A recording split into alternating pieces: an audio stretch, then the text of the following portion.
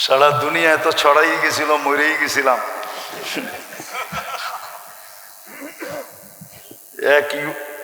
এক মিডিয়ালা আইসা বলতেছিল, হুজুর আমার ভিউজ হয়েছে একদিনে 25 মিলিয়ন, শুধু আপনার মরণের খবর। এইবার বোঝেন ওর পোয়া 12 কিরকম হয়েছে। 25 মিলিয়ন 24 ঘন্টায় ভিউজ হয়েছে আমার মরার খবর। দোয়া করেন আল্লাহ হায়াত দেখ, আজ যাক আর কাল যাক, ঠিক না? যদিও আমার মৌতের কথা খুব প্রচার হয়েছে, কিন্তু মিথ্যা, ঠিক ঠিক না? কিন্তু একদিন তো সত্য হবে, না হবে না? জান তো একদিন যাবেই, কিন্তু জান চলে যেতে পারে, কিন্তু কোনোদিন আমরা আহলুস সুন্নাত ওয়াল জামাতের বাহিরে যাব না। যদি এটার ভিতরে থাকো তাহলে তুমি দেওবন্দিয়াতের ভিতরেও থাকবে।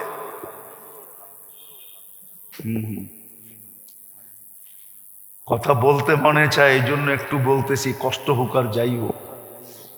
দেওবন্দকে ধরে রাখা মানি হলো এক হাদিসকে ধরে রাখা।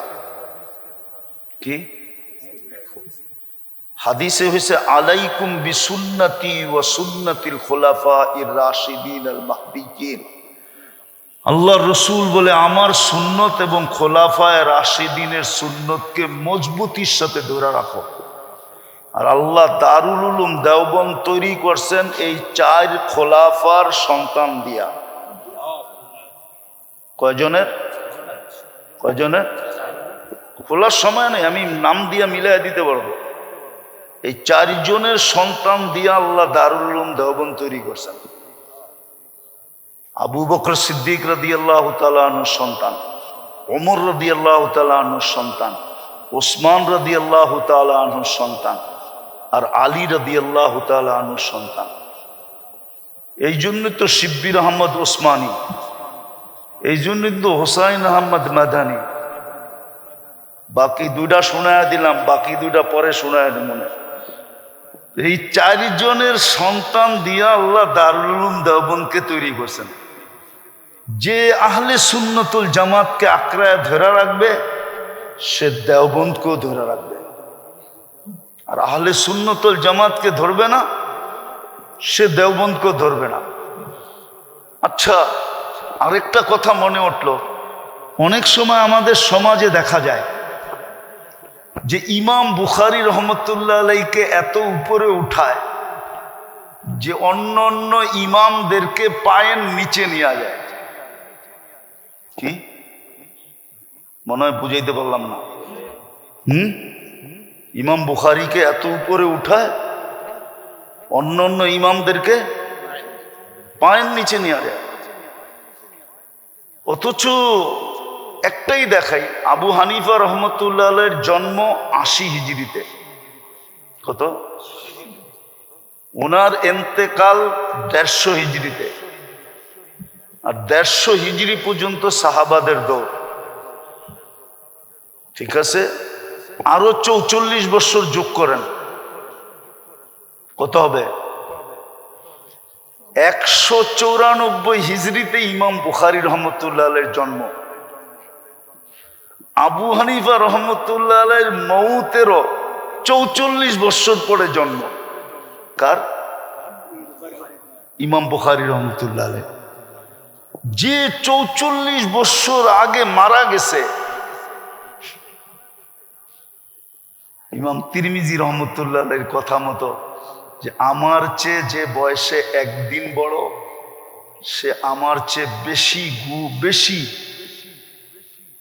কয়েকশো গুণ বেশি মঙ্গল রাখে।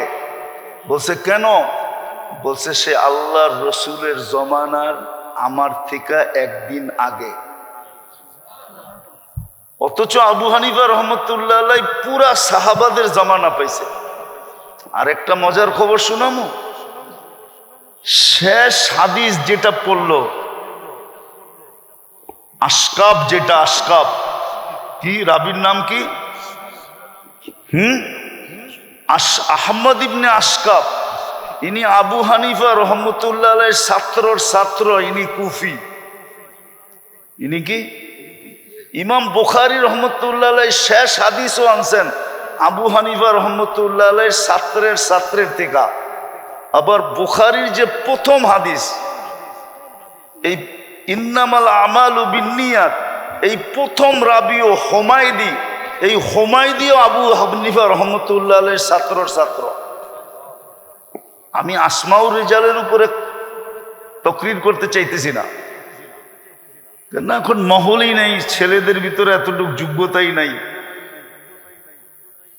এই হুমায়দিও আবু হানিফা রহমতুল্লাহ আলাইহির ছাত্র, ছাত্রের ছাত্র। আবু হানিফা রহমতুল্লাহ আলাইহি দাদা ওস্তাদ।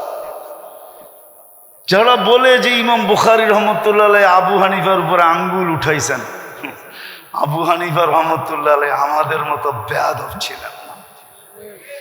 উনি যদি বেয়াদব হইতেন তাহলে আল্লাহ ওনাকে এত বড় মাকামে উঠাইতেন না। দাদা ওস্তাদের মর্যাদা ওনার কাছে ছিল। বিদায় যতটুকু বললাম, চলেন তৌহিদ আর আমল এটাকে আঁকড়ায় ধরি।